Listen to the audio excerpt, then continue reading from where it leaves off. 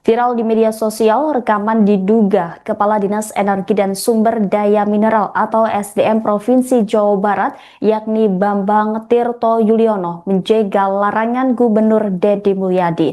Bahkan, Bambang menjamin pengusaha tambang bebas dalam seminggu. Situasi di sektor pertambangan Jawa Barat kian memanas setelah beredarnya rekaman tersebut. Rekaman itu, Bambang berbicara dengan perwakilan tambang di Parung Panjang, Cigudeg, dan Rumpin, menyusul diterbitkannya surat edaran penghentian sementara aktivitas produksi oleh Deddy Mulyadi.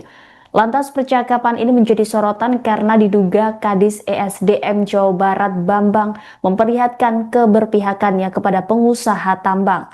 Terlebih Bambang Download Tribun X sekarang, menghadirkan lokal menjadi Indonesia.